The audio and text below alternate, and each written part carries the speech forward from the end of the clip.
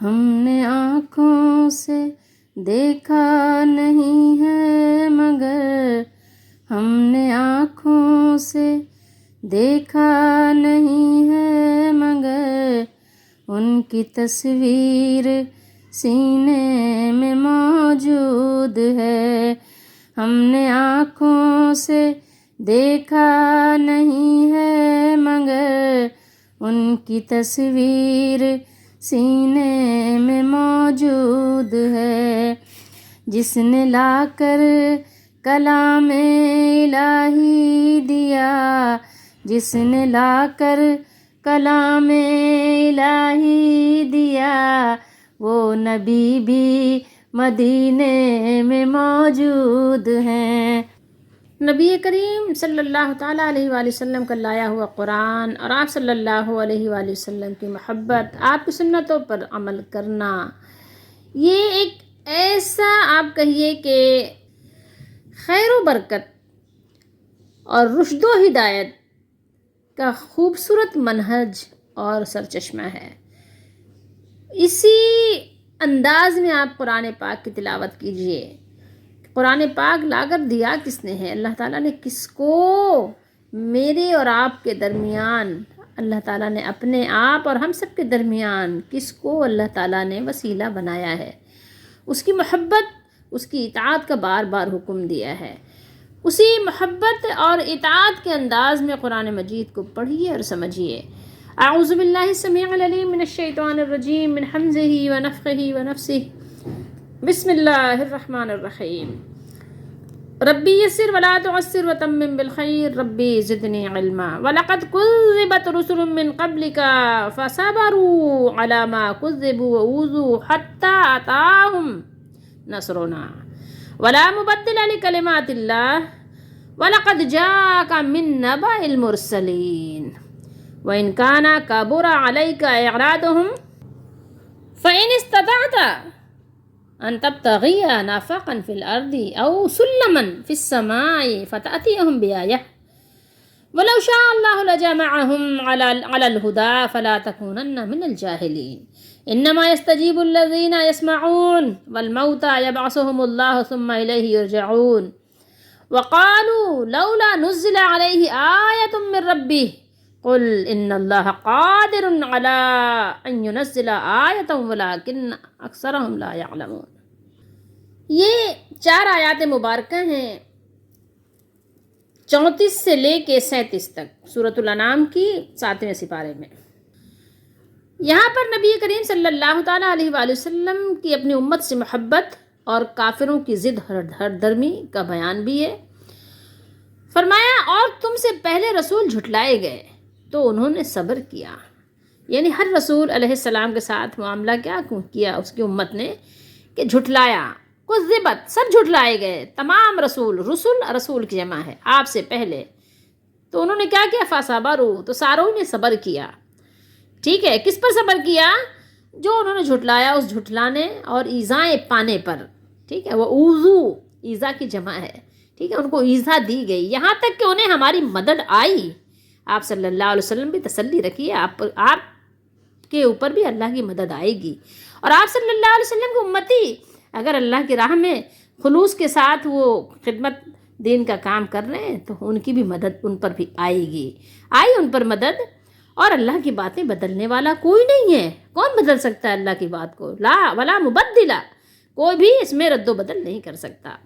اور تمہارے پاس رسولوں کی خبریں آ ہی چکی ہیں، آپ کو معلوم ہے. من نبأ المرسلین، جو گزر چکے رسول ان کی خبریں آپ کے پاس آ چکی ہیں. اور اگر ان کا منہ پھیرنا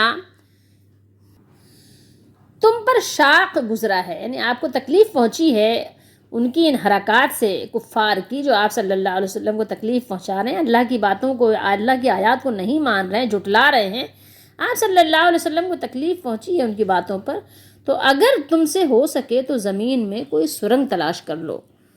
یہ احمد رضا کہہ رہے ہیں ترجمے میں، کسی اور کا ترجمہ نہیں ہے. احمد رضا نے دیکھیے ترجمہ کیا ہے یہ کہ تو زمین میں کوئی سرنگ تلاش کر لو. کس سے بات ہو رہی ہے؟ نبی کریم صلی اللہ علیہ وسلم سے اللہ تعالیٰ مخاطب ہے.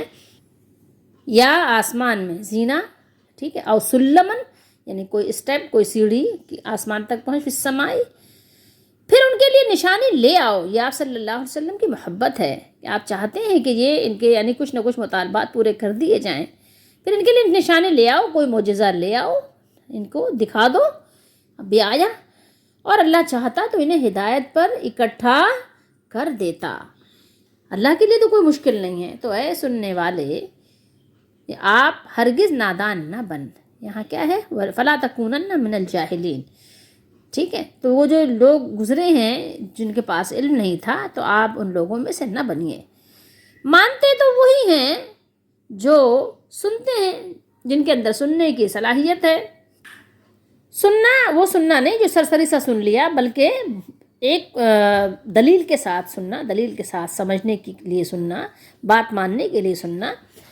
اور ان مردہ دلوں کو اللہ اٹھائے گا. یہاں پر جو مردے کی بات ہوئی ہے، یہ مردے سے تشبیہ کیوں دی گئی؟ کیونکہ مردہ جیسے اس کو کچھ بھی فائدہ نہیں دیتا زندوں کی طرف سے، یعنی پکارنا، ہدایت دینا. تو یہ کفار بھی یا جو اللہ تعالیٰ کا کلام نہیں سنتے سمجھتے، وہ بھی انہی مردوں کی طرح ہیں. یعنی یہاں بتایا گیا ہے کہ جیسے مردے جیسے آپ کو کوئی فائدہ نہیں پہنچا سکتے، آپ کی بات کو سن کر آپ کو رپلائی نہیں کر سکتے. اگر اللہ تعالیٰ ان کو سنا بھی دے، آپ کی بات وہ نہیں سن سکتے، کیونکہ وہ ان کی جو زندگی ہے وہ برزخی زندگی ہے. آپ کے لیے جیسے مردے کچھ نہیں کر سکتے، ایسے ہی یہ جو پھر رہے ہیں نا کفار جو اللہ تعالیٰ کی باتوں کو نہیں مانتے، وہ بھی ان مردوں ہی کی طرح ہیں. اور مردہ دلوں کو اللہ اٹھائے گا. یہاں پر یہ چلتے پھرتے مردوں کی بات ہوئی ہے، لیکن یہ چلتے پھرتے مردے بھی ان مردوں سے مشابہت کیوں دی گئی؟ کیونکہ وہ مردے بھی نہیں سنتے آپ کی بات. پھر اس کی طرف ہانکے جائیں گے. کس کی طرف؟ اللہ کی طرف. ثم الیہ یرجعون، ادھر ہی چلے جائیں گے اللہ کی عدالت کی طرف. اور بولے ان پر کوئی نشانی کیوں نہ اتری ان کے رب کی طرف سے؟ تم فرماؤ کہ اللہ قادر ہے کہ کوئی نشانی اتارے، لیکن ان میں بہت نرے بالکل جاہل ہیں. اکثریت کی جہاں بھی قرآن نے بات کی ہے تو وہاں پر یہی بتایا کہ اکثریت کی جو بات ہے وہ جاہلیت پر مبنی ہے. ٹھیک ہے، لا علمی، کم علمی اور احمقوں پر، یعنی اکثریت کی بنیاد تو وہ آپ دیکھیں گے تو وہ اسی طرح کے لوگ ملیں گے. اللہ تعالیٰ نے اپنے محبوب نبی کریم صلی اللہ تعالیٰ علیہ وآلہ وسلم سے فرمایا کہ بے شک آپ سے پہلے بھی پیغمبر جھٹلائے جاتے رہے، وہ تکذیب اور ایذا پر صبر کرتے رہے، یہاں تک کہ ان کے پاس ہماری مدد پہنچتی رہی. قوم کی طرف سے تکذیب پر اللہ تعالیٰ نے اس آیت کریمہ میں اپنے نبی کو تسلی دی ہے اور حکم دیا ہے کہ آپ بھی اسی طرح صبر کریں جس طرح اولو العزم پیغمبروں نے صبر کیا تھا. اللہ تعالیٰ نے اپنے نبی سے اسی طرح سے وعدہ فرمایا کہ جیسے پچھلے انبیاء کو اللہ تعالیٰ کی مدد آتی رہی اور آئی اور غلبہ ان کو حاصل ہوا، اسی طرح آپ صلی اللہ تعالیٰ علیہ وآلہ وسلم کو بھی اللہ تعالیٰ فتح اور مدد اور نصرت سے سرفراز فرمائیں گے. یہ اللہ رب العالمین کی سنت ہے، ورنہ اگر وہ چاہے تو کافروں کو ایک لمحے میں مٹا دے، لیکن نہیں. بس یہ ہے کہ حق و باطل کی کشمکش جاری ہے اور جاری رہے گی، اور اہل اللہ پہ مصائب کے پہاڑ ٹوٹتے ہیں اور ٹوٹتے رہیں گے، اور وہ صبر پہلے بھی کرتے رہے، اولو العزمی کے ساتھ ان کو برداشت کرتے رہے. حوادثات زمانے کے طوفانوں میں بھی انہوں نے کیا کیا؟ توحید کی شمع کو روشن رکھا، اور ہر قیمت پر وہ روشن رکھیں گے، رکھتے ہیں. تو یہاں پر یہ بتایا کہ ان کا تو کام یہ ہے، لیکن جو لوگ اللہ کے دین کے لیے نکلتے ہیں ان کو اس بات سے امید دلائی جا رہی، تم اپنا حوصلہ پست مت کرو. دنیا ہو یا آخرت، دونوں جہانوں میں کامیابی اصل میں ہے اللہ کے نبیوں کے لیے اور جو ان کے طریقوں پہ چلتے ہیں ان کے لیے. نبی کریم صلی اللہ تعالیٰ علیہ وآلہ وسلم بہت زیادہ اس بات کو پسند کرتے تھے کہ کوئی بھی کفر کے اندھیرے میں بھٹکتا نہ پھرے. آپ صلی اللہ علیہ وسلم کو یہ بات برداشت نہیں ہوتی تھی، گوارا نہیں تھا کہ کوئی بھی کفر گمراہی کے اندھیروں میں بھٹکتا رہے. آپ چاہتے تھے کہ سب جو ہے سچائی پر ایمان لے آئیں، اپنے مالک کو پہچان لیں. لیکن لوگ ہیں کہ ظاہر ہے وہ اس محبت کو پہچانتے ہی نہیں ہیں. اس سے بڑا کوئی نادان ہوگا جو اپنے دوست اور دشمن کو نہ پہچانے. بہرحال تو یہاں پر بات ہوئی کہ جب انبیاء کرام نے تبلیغ اور صبر کا حق ادا کر دیا اور کفار کی اذیت رسانیوں اور تعصب کی حد ہو گئی تو اللہ تعالیٰ کی تائید و نصرت آئی جس نے باطل کو سرنگوں اور ذلیل کر دیا اور حق کا بول بالا ہو گیا. حق کو ماننے والے ٹھیک ٹھاک لوگ ہو گئے اور کفر کا جتنا بھی تھا غرور تذک احتشام سب کو اللہ تعالیٰ نے برباد کر دیا. اللہ تعالیٰ کی مدد کو کوئی نہیں روک سکا. اسی طرح اے حبیب صلی اللہ علیہ وسلم میں نے آپ سے اسلام کو سر بلند کرنے کا جو وعدہ فرمایا ہے وہ پورا ہو کر رہے گا، جیسا کہ آپ نے پچھلے رسولوں کے واقعات میں پڑھ لیا ہے. ٹھیک ہے، من نبائی المرسلین. ٹھیک ہے، جیسے کہ پچھلے رسولوں کے آپ کے پاس خبریں آ چکی ہیں.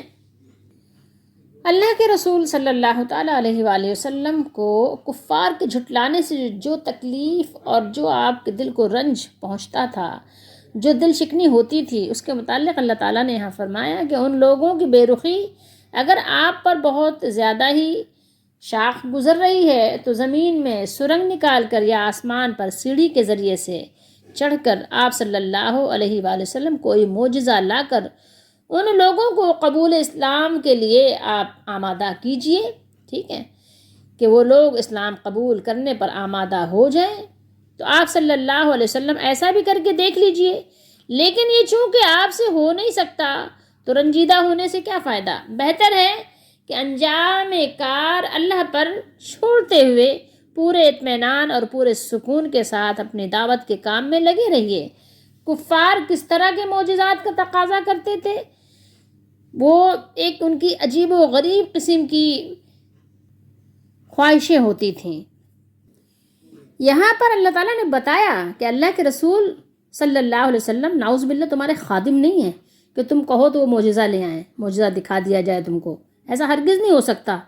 اور دین اسلام کسی کی لونڈی نہیں ہے، یہ جان لو. ٹھیک ہے، کلام الہی ہے، ماننا ہے اس کو سوچ سمجھ کر مانو، نہیں ماننا ہے تو اپنا خود بھگتو گے تم انجام. تو اللہ کے نبی صلی اللہ علیہ وسلم سے ایسی فرمائشیں نہ کرو. تم کرو گے بھی تو اللہ تعالیٰ پوری نہیں فرمائیں گے. اللہ تعالیٰ ایسے معجزات دکھائیں گے نہیں. تم کرتے رہو، تمہاری مرضی ہے. یہاں پر بتایا یہ جا رہا ہے آیت نمبر 35 میں. یہاں پر دیکھیے اس آیت میں دو اہم باتوں کا ذکر ہے. ایک تو یہ کہ میرا محبوب یہ ان گمراہوں کے ہدایت پانے پر اتنا زیادہ آپ صلی اللہ تعالیٰ علیہ وآلہ وسلم کوشش کر رہے ہیں، جیسے کہ اللہ نے آپ کے لیے فرمایا ہے کہ اپنی امت پر بہت حریص ہیں، مومنوں پر بہت حریص ہیں. تو ایمان لانے والوں کے لیے بھی آپ صلی اللہ علیہ وسلم کی بہت زیادہ چاہت تھی، بہت زیادہ آپ چاہتے تھے، بہت زیادہ آپ صلی اللہ علیہ وسلم کی کوشش ہوتی تھی کہ کسی طرح سے بھی ہر کوشش کرنے کے لیے آپ تیار تھے کہ یہ ایمان لے آئیں.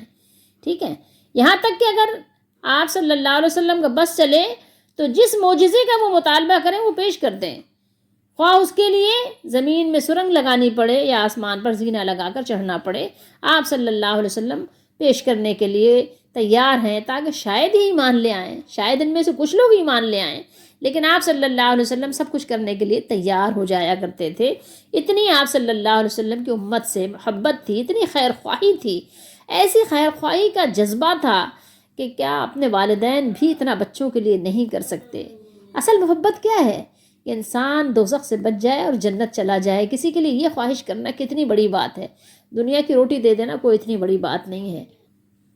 تو اس آیت میں ایک بات یہ سمجھائی گئی کہ اللہ کے نبی صلی اللہ علیہ وسلم اپنی امت کے لیے، امت دعوت ہو یا امت اجابت ہو، سب کے لیے بہت حریص ہیں کہ سب لوگ مسلمان ہو جائیں، مومن ہو جائیں، ایمان والے ہو جائیں. اور دوسری بات یہ بتائی گئی کہ اللہ تعالیٰ کی حکمت کا یہ تقاضا نہیں کہ کسی کو اتنا مجبور اور اتنا بے بس کر دیا جائے کہ اسلام کو تسلیم کیے بغیر اس کے لیے کوئی اور چارہ کار نہ رہے. نہیں، یہ ایسا نہیں ہے، بلکہ اپنی مرضی، اپنی خوشی، اپنی چاہت اور اپنی تحقیق سے ایمان لے کر آؤ. سچائی کو پہچانو. تمہارے اندر یہ صلاحیت، استعداد اللہ تعالیٰ نے عطا کی ہے. ٹھیک ہے، یہ جان لو کہ اللہ تعالیٰ کی حکمت کا تقاضا یہ نہیں کہ زبردستی تم کو مجبور کر کے اور کہے کہ نہیں بس اسلام گن پوائنٹ پہ قبول کرو، نہیں تو ابھی بس تمہاری گردن کاٹی جائے گی. نہیں، ٹھیک ہے.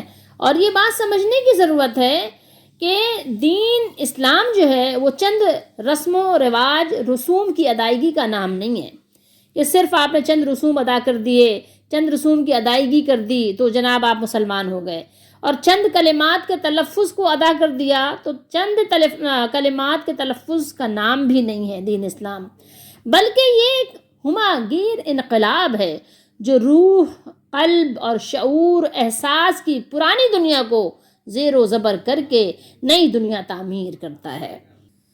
کسی کو زبردستی کتاب پکڑا دینے سے بات نہیں بنتی، جب تک کہ کوئی شوق سے کتاب کو پکڑ کر نہ پڑھے۔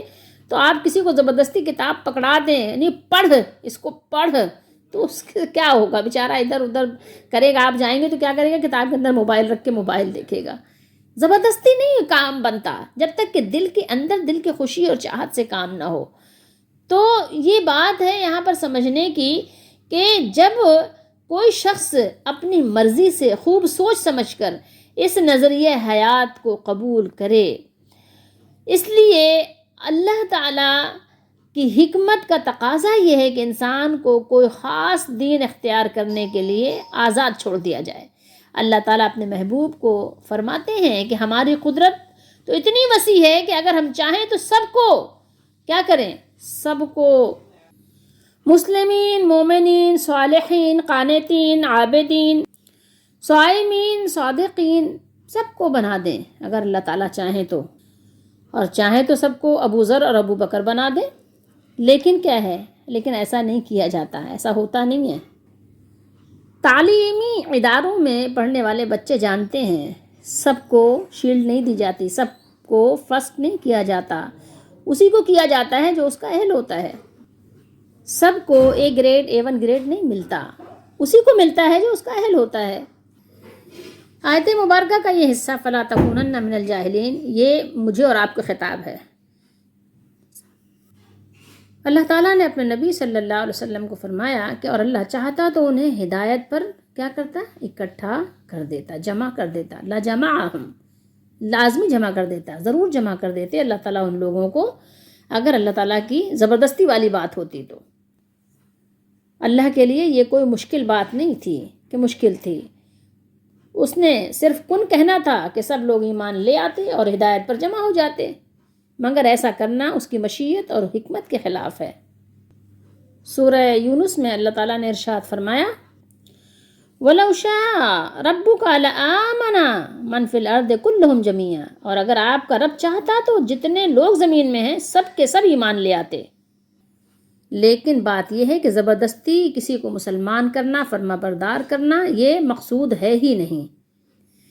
انما یستجیب الذین یسمعون، بے شک حق کو قبول صرف وہی کرتے ہیں جو سنتے ہیں، یعنی جو آپ کی بات کو توجہ سے اور حق کو قبول کرنے کی نیت سے، صحیح کو صحیح سمجھنے کی نیت سے سنیں اور سمجھیں۔ جیسا کہ سورہ یاسین میں تلاوت کرتے ہیں نا، لِيُنذِرَ مَنْ كَانَ حَيًّا وَيَحِقَّ الْقَوْلُ عَلَى الْكَافِرِينَ، تاکہ وہ اسے ڈرائے جو زندہ ہے، جس کا دل زندہ ہے، اور کافروں پر اللہ کے عذاب کی بات ثابت ہو جائے۔ اور آگے کیا فرمایا؟ فرمایا وَالْمَوْتَى يَبْعَثُهُمُ اللَّهُ ثُمَّ إِلَيْهِ يُرْجَعُونَ، اور مردوں کو تو اللہ قیامت ہی کو اٹھائے گا، پھر وہ اسی کی طرف لوٹ کر جائیں گے۔ مردوں سے یہاں کون مراد ہیں؟ کفار مراد ہیں، کیونکہ ان کے دل مردہ ہیں، جیسے کفار مردہ پڑے ہوئے ہیں جیسے زمین کے اندر، تو ایسے وہ بھی مردہ ہیں۔ اللہ تعالیٰ نے ان کے ساتھ انہیں اس لیے تشبیہ دی ہے جو جسموں کے اعتبار سے مردہ ہوتے ہیں، جن کے جسم مردہ قبر میں پڑے ہیں، ایسے ہی کفار زندہ پھر رہے ہیں لیکن یہ مردہ ہیں۔ اللہ تعالیٰ نے یہاں حقارت اور ان کی کیا تنقیص کے لیے یہ فرمایا، ان کی ذلت آمیز ان کے لیے یہ سبق ہے۔ اب آپ غور کریں اس آیت مبارکہ میں تو پتہ چلا کہ کیا یہاں بیان ہو رہا ہے، ان کے ایمان نہ لانے کی وجہ اور سبب یہاں بیان کیا جا رہا ہے کہ وہ حق کو قبول تو اس وقت کریں جب وہ حق کی آواز کو سنیں، لیکن انہوں نے لگاتار انکار سے ان کانوں کو ہی بہرا کر دیا ہے جو حق کی آواز سن سکتے ہیں، تو وہ اس حالت میں ایمان کیسے لائیں گے؟ ایک چیز یہاں قابل غور ہے جو والموتیٰ ہے، قرآن مجید میں بہت سے مقامات پر یہ بات آئے گی، وہاں ہم اس کی تشریح انشاءاللہ پڑھیں گے کریں گے، لیکن یہاں پر لوگ آگے گزر جاتے ہیں اور وہ اپنے یعنی مردوں کو لازمی ایک دو احادیث سے ثابت کرتے ہیں کہ جیسے کہ وہ دنیا میں زندہ ان لوگوں کی ہر بات سن رہے ہیں، سمجھ رہے ہیں، وہ آ رہے ہیں، جا رہے ہیں، مدد کر رہے ہیں، فلانا ڈھمکانا، عقیدے گڑھے ہوئے ہیں. تو اس پر ہم انشاءاللہ بعد میں بات کریں گے. لیکن یہاں پر بات کیا ہے کہ اللہ تعالیٰ نے ان کافروں کو مردوں سے یعنی مشابہت کہیں یا مشابہ قرار دیا ہے، جن کو جتنا بھی پکارا جائے وہ کوئی جواب نہیں دے سکتے. آپ کا کتنا ہی پیارا کیوں نہ ہو، کتنا ہی ولی اللہ کیوں نہ ہو، آپ جا کر بیٹھ جائیں لیکن وہ کبھی بھی آپ کو جواب نہیں دے گا. تو اللہ نے ان کفار کی ضمیر کو جو مردہ ہو چکے ہیں، اور ان مردوں کو اگر عقل آئے گی تو اسی وقت جب اللہ تعالیٰ ان کو دنیا سے اٹھائیں گے اور ان کا محاسبہ کریں گے. تو یہ آیات بار بار قرآن مجید میں آئیں گی، ہم اس کو پڑھیں گے انشاءاللہ. لیکن یہ ہے کہ آپ یہ اس آیت سے سمجھ لیجئے کہ جیسے مردہ آپ کی پکار نہیں سنتا، جواب نہیں دیتا، ایسے ہی یہ زندہ پھر تو رہے ہیں لیکن یہ ایسے ہی مردوں کی طرح ہیں. یہ کبھی بھی حق کو قبول کرنے کے تیار نہیں ہوں گے، حق کو قبولیت کا کبھی بھی آپ کو جواب نہیں دیں گے. وقالوا لولا نزل علیہ، جو منکرین تھے، جو نبی صلی اللہ علیہ وسلم کے نبی ماننے میں یعنی شبہ کرتے تھے یا انکار کرتے تھے، جو بھی تھا نبوت میں جو شبہ پیش کرتے تھے کہ اگر یہ اللہ تعالیٰ کے رسول ہیں، اللہ کے نبی ہیں، تو اپنے ساتھ نظر آنے والا ایسا معجزہ کیوں نہیں لاتے جسے دیکھ کر ہر شخص کو معلوم ہو جائے کہ واقعی یہ اللہ تعالیٰ کی طرف سے آنے والے رسول ہیں. تو اللہ تعالیٰ نے اس کا جواب دیا کہ اللہ ایسا کرنے پر قادر ہے، مگر اس کی حکمت اور مصلحت یہ ہے کہ اگر صاف کھلی نشانی آ جائے، جیسے صالح علیہ السلام کی اونٹنی تھی، ٹھیک ہے، تو اللہ تعالیٰ کے قانون کے مطابق ان کی مدت مہلت ختم ہو جائے گی اور فوراً پھر نہ ماننے پر کیا ہوگا، عذاب آ جائے گا. جیسے ابھی تو مہلت ملی ہوئی ہے نا، لیکن اللہ تعالیٰ کی رحمت کا تقاضا ہے کہ ان کو ہلاک نہ کیا جائے، مگر ان کے اکثر اس بات کو نہیں جانتے، نہیں سمجھتے. یہ ہم واقعات پڑھیں گے آگے انشاءاللہ، اور سورہ بنی اسرائیل میں بھی پڑھیں گے. قل ان اللہ قادر علی ان ينزل آیۃ ولکن اکثرهم لا یعلمون. آپ کہہ دیجئے کہ اللہ قادر ہے، پوری طرح قادر ہے، کوئی بھی نشانی اللہ تعالیٰ دکھانے پر قادر ہے. اللہ تعالیٰ مجبور نہیں ہے. کفار طرح طرح کی فرمائشیں کیا کرتے تھے کہ یعنی یہ ریگستان ہے، یہاں آپ دریا بہا دیں، اور بس ہمارے دیکھتے ہی دیکھتے یہاں پر سرسبز و شاداب باغ آپ اگا دیں، پھلوں سے لدے ہوئے، پھولوں سے کھلے ہوئے، لہلہاتے ہوئے باغ ہمارے سامنے ہم نظارہ کرنے لگیں، ان میں ندیاں رواں دواں کر دیں، ندیاں جاری ہو جائیں. آپ اگر اللہ کے سچے نبی ہیں تو آپ ہم پر نعوذ باللہ آسمان سے کوئی ٹکڑا گرا دیں. اور یہ مطالبے ان کے اس لیے نہیں تھے کہ وہ حق کو قبول کرتے، حق کو قبول کرنے کے لیے نہیں تھے. اس لیے اللہ تعالیٰ نے فرمایا کہ اللہ تعالیٰ کی قدرت سے کچھ بھی بعید نہیں، وہ کچھ بھی کر سکتے ہیں. اللہ تعالیٰ جو تمہارا مطالبہ ہے اسے پورا کر دیا جائے، اللہ تعالیٰ کے اختیار میں ہے، لیکن اس کی حکمت کے خلاف ہے. آج بھی آپ دیکھیں نا کہ بہت سے لوگ فضول باتیں کرتے ہیں نا کہ اگر اللہ تعالیٰ قادر ہے تو پھر یہ کہ ہماری مرادیں پوری کیوں نہیں کر دیتا، اللہ تعالیٰ اگر قادر سب کچھ کر سکتا ہے تو جو ہم مانگتے ہیں ہم کو فوراً مل کیوں نہیں جاتا، اگر اللہ تعالیٰ قادر ہے، اللہ تعالیٰ سب کچھ کر سکتا ہے تو پھر ہم فقیر کیوں ہیں، ہم پریشان کیوں ہیں، ہم بے اولاد کیوں ہیں، پھر ہم جو ہے مجبور کیوں ہیں. اور اسی طریقے سے کچھ لوگ کیا سوال کرتے ہیں کہ اللہ تعالیٰ قادر ہے تو کیا اللہ تعالیٰ اس بات پر قادر ہے کہ اتنا بڑا پتھر پیدا کر دے کہ جو اللہ تعالیٰ خود ہی نہ اٹھا سکے، نعوذ باللہ. بھائی قادر کا یہ مطلب تھوڑی ہے. آپ سوچو تو صحیح کہ مطلب کہہ کیا رہے ہو، کہنا کیا چاہ رہے ہو. کچھ لوگوں نے نعوذ باللہ کہہ دیا کہ اللہ تعالیٰ ہر چیز پر قادر ہے تو اللہ تعالیٰ جھوٹ بولنے پر بھی قادر ہے. یعنی عقلیں ماری گئیں، بالکل سے عقل سے بعید باتیں کرنے لگ گئے. جیسے پہلے کے لوگ کرتے تھے تو آج تک وہ روش چلی آ رہی ہے.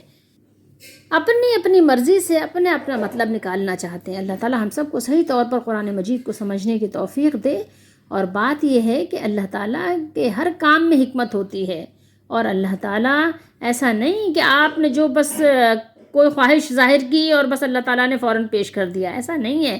ہم اس کے بندے غلام ہیں، ہم اس کے حکم کے پابند ہیں. اللہ تعالیٰ کسی کے حکم کا، کسی کے مطالبے کا پابند نہیں ہے. اللہ تعالیٰ جو چاہے، جیسے چاہے، جب چاہے، جس کے لیے چاہے، جتنا چاہے، جیسے چاہے، اللہ تعالیٰ وہ عطا فرماتے ہیں.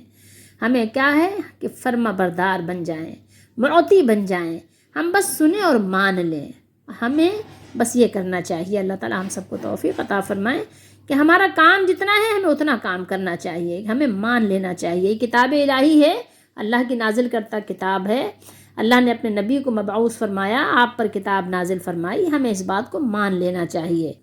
اور نبی کریم صلی اللہ تعالیٰ علیہ وآلہ وسلم کے فرمان، آپ کے بیان اور آپ صلی اللہ علیہ وسلم کے صحابہ کے عمل کے مطابق اپنے آپ کو سمجھانے کی کوشش کرنی چاہیے، کیونکہ اللہ نے آپ کو منتخب کر دیا۔ تو آپ کی بات مانیں گے تو قرآن سمجھ آئے گی۔ اس نے اللہ کو پا لیا واللہ، جو بھی دل سے غلام آپ کا ہو گیا، جو بھی دل سے غلام آپ کا ہو گیا، منتخب آپ کی ذات والا ہوئی، نام پاک آپ کا مصطفیٰ ہو گیا، نام پاک آپ کا مصطفیٰ ہو گیا، نام پاک آپ کا مصطفیٰ ہو گیا۔ مصطفیٰ کا معنی بھی آپ کو بتا دیں، مصطفیٰ کہتے ہیں چنا ہوا، منتخب کیا ہوا، جس کا انتخاب کیا گیا ہو۔ بہت سے لوگ مصطفیٰ پڑھتے ہیں، مصطفیٰ نہیں ہوتا، طاء پہ زبر ہے، مصطفیٰ، استفا، یستفی۔ بہرحال ہم نے آپ کو اس سے پہلے دو چیزیں بتائی تھیں، دو اہم باتوں کا ذکر کیا تھا۔ ایک تو یہ کہ نبی کریم صلی اللہ علیہ وآلہ وسلم اپنی امت کے لیے بہت زیادہ خواہش مند، کوشش کرنے والے، دعا کرنے والے کہ سب لوگ کیا ہوں، مسلمان ہو جائیں۔ وہ معجزات بھی ان کو دکھانے پڑیں جو وہ طلب کر رہے ہیں تو دکھا دیے جائیں، جس کے لیے اللہ نے فرمایا کہ آپ زمین میں سرنگ بنا لیجئے یا آسمانوں پر زینہ لگا کر چڑھ جائیے، ان کی خواہش پوری کرنے کے لیے۔ بہرحال، اور دوسری بات یہاں جو ہم نے آپ کو بتائی تھی وہ یہ بتائی گئی کہ اللہ تعالیٰ کی حکمت کا یہ تقاضا نہیں کہ کسی کو مجبوراً مسلمان کیا جائے، مجبور کیا جائے کہ وہ اسلام کو تسلیم کرے لازمی طور پر، اس کے بغیر اس کے لیے کوئی چارہ کار نہ رہے، ٹھیک ہے۔ تو یہ ہم نے بتایا، اور دو چیزیں مزید اس میں سمجھیے۔ پہلی سمجھنے کی کیا ہے، وہ یہ بات ہے، اللہ نے فرمایا وَلَا مُبَدِّلَ لِكَلِمَاتِ اللَّهِ، آیت نمبر 34 میں آپ نے پڑھا سورہ انعام میں، اور اللہ کی باتیں بدلنے والا کوئی نہیں۔ اچھا، میں آپ کو ان کا ترجمہ اس لیے دکھاتی ہوں کہ یہی وہ لوگ ہیں یا انہی کے وہ ماننے والے لوگ ہیں جو قبروں پہ جا جا کر منتیں مرادیں مانگتے ہیں اور سمجھتے ہیں کہ یہ قبر والے ہماری مرادیں پوری کر دیتے ہیں یا کروا دیتے ہیں۔ یہاں آپ یہ دیکھیے کہ اللہ نے صاف لفظوں میں بیان کیا اور کوئی استثناء نہیں دی کہ کوئی ایسا ہے کہ جو اللہ کی باتوں کو بدل سکے۔ صاف لفظوں میں کیا بیان کیا اللہ نے، وَلَا مُبَدِّلَ لِكَلِمَاتِ اللَّهِ، اور اللہ کی باتیں بدلنے والا کوئی بھی نہیں ہے، ناٹ اے سنگل ون، کوئی بھی ایک بھی فرد ایسا نہیں ہے جو اللہ کی باتوں کو بدل دے، اللہ کے فیصلے کو بدل دے۔ کہ اللہ تعالیٰ نے آزمانے کا فیصلہ کیا ہے اور کوئی اللہ کا مقبول بندہ اللہ تعالیٰ سے اس بات پر جھگڑے کہ نہیں اللہ تعالیٰ اس فیصلے کو آپ بدل دیجئے، اس کی جگہ آپ، اس کی آزمائش کی جگہ اس کو آپ جو ہے کیا کریں، عافیت عطا کر دیں، نہیں ہو سکتا۔ اگر اللہ نے فیصلہ کر لیا، اللہ کا فیصلہ کوئی نہیں بدل سکتا۔ اللہ نے کسی کے لیے موت کا فیصلہ کر لیا، اب اگر اللہ نے فیصلہ کر لیا تو کوئی ایسا فرد نہیں ہے کہ جو آ کے اللہ کے فیصلے کو بدل دے۔ سمجھ رہے ہیں بات کو، اللہ کے فیصلے کو کوئی نہیں بدل سکتا۔ اب یہاں پر وہ لوگ جو قبر والوں سے امیدیں لگاتے ہیں یا اپنے پیروں سے امیدیں لگاتے ہیں، ان کو اس بات کو اچھی طرح ذہن نشین کر لینی چاہیے۔ دوسری بات کی طرف آئیے کہ کفار مکہ اور دیگر قسم کے جو لوگ تھیں، وہاں پہ قوم آباد تھیں، وہ نبی کریم صلی اللہ علیہ وسلم سے مطالبہ کرتی تھیں معجزات کا، معجزے کا، اپنے من پسند۔ تو اللہ نے فرمایا کہ اگر آپ صلی اللہ علیہ وسلم پر شاخ گزرا ہے، آپ کو ان کا ایمان نہ لانا، منہ پھیرنا، تو اگر آپ صلی اللہ علیہ وسلم سے ہو سکے تو یعنی آپ کوئی بھی طریقہ اختیار کر کے معجزہ لا کر دکھا دیجئے، ٹھیک ہے، کوئی نشانے لے آؤ، ٹھیک ہے، کوئی نشانے فتاتہم بھی آیا۔ اب یہاں یہ بات آپ سمجھ لیجئے کہ اللہ کی مرضی کے بغیر کوئی معجزہ نہیں دکھایا جاتا، کوئی معجزے کا ظہور نہیں ہوتا، کوئی بھی معجزہ ظہور پذیر نہیں ہوتا، اس کا مشاہدہ نہیں کرایا جاتا جب تک کہ اللہ رب العالمین کی مرضی اور اس کی منشا مشیت نہ ہو۔ بات سمجھ گئے؟ جب معجزات اللہ کی مرضی کے بغیر نہیں دکھائے جاتے تو پھر کرامات کی آپ کیا بات کرتے ہیں کہ کوئی بھی آپ جس کو سمجھتے ہیں کہ یہ آپ کا پیر ہے اور یہ آپ نے کہا یہ درویش ہے، یہ جوگی ہے، یہ جو ہے آپ کی چاہت کے مطابق آپ کو فوراً جو ہے کوئی کرامت دکھا دے، ایسا نہیں ممکن ہے۔ اس بات کو ذہن سے نکال دیجئے، اس بات کو پختہ کرایا ہے۔ یہ مضمون ہم آگے بھی پڑھیں گے، اس طرح کے مضمون قرآن مجید میں بہت زیادہ ہیں۔ سورہ یونس میں بھی بہت زیادہ آپ سمجھیں کہ یعنی یہ آیات سورہ آپ کو تھوڑے سے الفاظ کے فرق کے ساتھ سورہ یونس میں آپ کو بہت زیادہ ملیں گی۔ تو کوئی بھی معجزہ، کوئی بھی کرامت اللہ کے حکم کے بغیر، اذن ربی، اذن الہی کے بغیر ظہور پذیر نہیں ہوتا۔ آیت نمبر 34 میں دیکھیے کہ وہ کفار مکہ اور ان کی جو قومیں تھیں مستقل نبی کریم صلی اللہ علیہ وسلم کو ایذا پہنچا رہے تھے کہ کوئی نشانی کیوں نہیں آئی، کوئی نشانی کیوں نہیں اتری، لولا نزل علیہ آیۃ من ربی، ان کے رب کی طرف سے کوئی نشانی کیوں نہیں آئی۔ نشانی کیا چیز تھی؟ معجزہ تھا کہ کوئی معجزہ جو ہم کہہ رہے ہیں وہ کیوں نہیں دکھا رہے ہیں، ہم جو معجزہ کا یعنی تقاضا کر رہے ہیں، طلب کر رہے ہیں، وہ کیوں نہیں دکھا رہے ہیں۔ یہ ان کی جو رٹ تھی۔ تو دیکھیں اللہ تعالیٰ نے فرمایا کہ اللہ تو قادر ہے کہ جو یہ مانگ رہے ہیں ان کو معجزہ دکھا دیا جائے، ٹھیک ہے۔ اللہ قادر ہے کہ کوئی نشانی اتارے۔ اللہ تعالیٰ اس نشانی کو نازل کرنے پر، معجزات کو نازل کرنے پر اللہ تعالیٰ قادر ہے کہ وہ نشانیاں نازل فرمائے، لیکن ان میں اکثر جو ہیں وہ کیا ہیں؟ وہ بالکل جاہل ہیں، بالکل ان پڑھ ہیں، بالکل دین سے نابلد ناسمجھ ہیں، ٹھیک ہے۔ اس کی حکمت کو، اللہ کی حکمت کو، اس کے علم کو نہیں پہنچ سکتے، نہیں جان سکتے۔